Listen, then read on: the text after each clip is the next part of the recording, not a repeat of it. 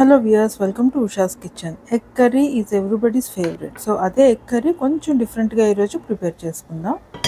So ఇలా ఒక గిన్నె పెట్టేసుకోండి. అందులో కొద్దిగా వాటర్ తీసుకొని ఇందులో ఒక గ్రేటర్ అయినా లేదంటే స్టీమర్ ఉంటే స్టీమర్ అయినా ఇలా రివర్స్ చేసి పెట్టేసుకొని అందులో సిలికాన్ ఎగ్ మోల్డ్స్ ఇవి మనకి ఈజీగానే దొరుకుతాయి. అమెజాన్లో కూడా ఒకసారి ట్రై చేయండి, అందులో కూడా ఉంటాయి. సో ఇందులో ఒక్క ఎగ్ ఇలాగా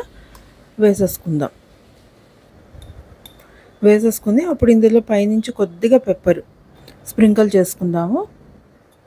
అన్నిటికీ ఇలా స్ప్రింకిల్ చేసుకున్న తర్వాత మీడియం ఫ్లేమ్లోనే పెట్టి మూత పెట్టేసి ఒక్క 15 మినిట్స్ చాలు. 15 కూడా ఎక్కువే, ఒక 10 మినిట్స్లోనే మనకు కుక్ అయిపోతాయి. సో ఆఫ్టర్ 10 మినిట్స్ ఇలా వేడి చేసి అన్నీ బయటకు తీసేసుకుందాం. చల్లగా అయిన తర్వాత డీమోల్డ్ చేసుకుందాం. సో ఇప్పుడు ఒక గ్రైండర్లో కొద్దిగా ఆనియన్స్ ఒక 3 తీసుకున్నాను ఇక్కడ నేను ఆనియన్స్ అండ్ 2 టొమాటోస్ ఇవి వేసి ఫైన్ పేస్ట్లా ఇలా రెడీ చేసేసుకుందాం. తర్వాత ఇవి చల్లగా అయిపోయాయి కదా, ఇలాగా అన్మోల్డ్ చేసేసుకుందాం. ఇలా వచ్చేస్తాయి, ఇలా నీట్గా వచ్చేస్తాయి. సో ఇప్పుడు అదే గిన్నె మళ్ళీ పెట్టుకొని ఇందులో కొద్దిగా మస్టర్డ్ ఆయిల్ తీసుకోండి. మస్టర్డ్ ఆయిల్ తీసుకొని ఆవాలు, జీలకర్ర, కరివేపాకు ఇవి కొద్దిగా వేగిన తర్వాత ఇందులో ఆనియన్స్ ఈ పేస్ట్ ఉంది కదా, ఈ పేస్ట్ యాడ్ చేసేసుకుందాం.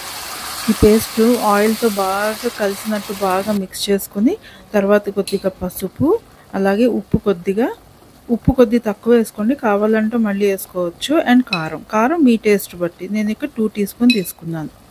అండ్ జీలకర్ర, ధనియాల పొడి ఒక 2 టీ స్పూన్ ఇవన్నీ వేసి ఒకసారి బాగా కలుపుకుని ఆ మాయిశ్చర్ పోయేంత వరకు కాసేపు ఇలాగ కలుపుకుందాం.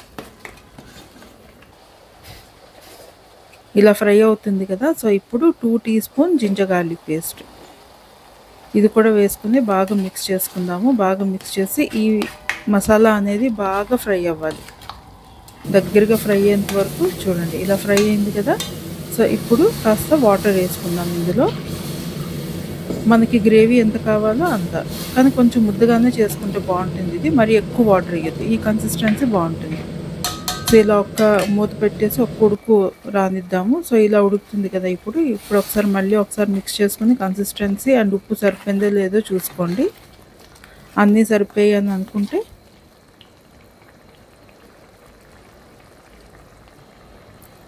ఈ ఎగ్స్ ఉన్నాయి కదా, ఇవి ఒక్కటి అందులో ఇలా వేసేద్దాం.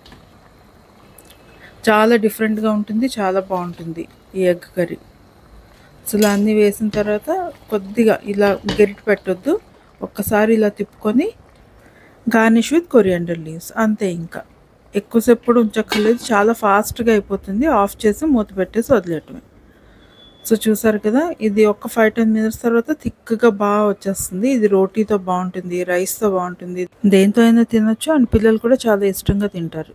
సో చూసారు కదా, రెగ్యులర్ ఎగ్ కర్రీనే కొంచెం డిఫరెంట్గా. సో మరి మీకు నచ్చినట్టుంటే తప్పకుండా లైక్ చేయండి అండ్ అలాగే subscribe to my channel. And మీకు ఎలా అనిపించింది ఈ రెసిపీ తప్పకుండా కామెంట్ చేయండి. Thanks for watching. Until my next video, take care of your self. This is Usha signing off for now. Bye.